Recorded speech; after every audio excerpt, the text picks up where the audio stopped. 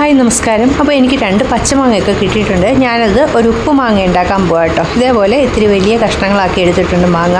നമുക്ക് ഭരണിയൊക്കെ ഉണ്ടെങ്കിൽ മാങ്ങ ഇതുപോലെ കഷ്ണമൊന്നും ആക്കണ്ട, മാങ്ങാണ്ടിയൊന്നും കളയണ്ട, അതേപോലെ അങ്ങ് ഇട്ട് വെച്ചാൽ മതി. ഇപ്പോൾ അതില്ലാത്തതുകൊണ്ട് ഞാൻ കഷ്ണങ്ങളാക്കിയിട്ട് ഇതേപോലെ ഒരു കുപ്പിക്കകത്തിട്ട് വെച്ചിട്ടുണ്ട്.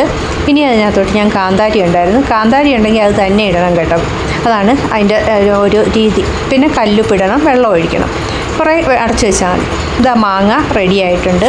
ഞാനിതിപ്പോൾ ഒത്തിരി നാളായി കഴിച്ചുകൊണ്ടിരിക്കുക കേട്ടോ. കുറച്ച് നാളായി വീഡിയോ എടുക്കാൻ മറന്നു പോയതാണ്. അപ്പോൾ ഇനി വീഡിയോ എടുത്തില്ലെങ്കിൽ വീഡിയോ എടുക്കാൻ മാങ്ങ ഉണ്ടാവത്തില്ല. അതുകൊണ്ടാണ് ഞാനിപ്പം ധൃതി വെച്ച് വീഡിയോ എടുക്കുന്നത്. അതാ കണ്ടില്ലേ മാങ്ങ. അപ്പോൾ ഞാൻ ഈ മാങ്ങ കഴിച്ച് കാണിക്കാം. കഞ്ഞിയുടെ ഒപ്പമോ ചോറിനൊപ്പമോ ഒക്കെ നല്ല. ഞാൻ ഒരു കഷ്ണം ഓൾറെഡി കഴിച്ചത് കാരണം കണ്ണിൽ നിന്ന് വെള്ളം വരും. ഭയങ്കര എരിയാണ്, കാന്താരിയൊക്കെ ഇട്ടതല്ലയോ.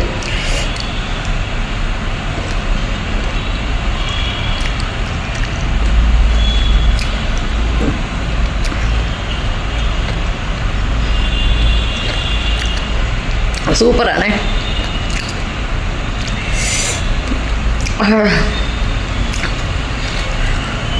നമുക്കുള്ള ഭരണി ഉണ്ടെങ്കിൽ മാങ്ങ അതേപോലെ ഇടാം. അല്ല ചെറിയ കുപ്പികളുണ്ടെങ്കിലും കഷ്ണമാക്കി ആയാലും ഇടാം. എന്തായാലും ഉപ്പ് മാങ്ങ സൂപ്പറായിരിക്കും.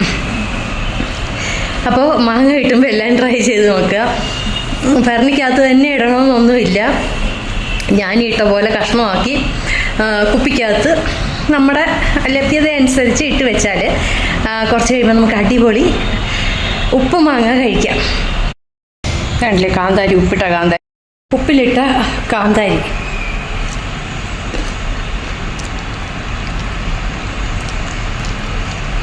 വലിയൊന്നുമില്ല കേട്ടോ, സൂപ്പറാണ്.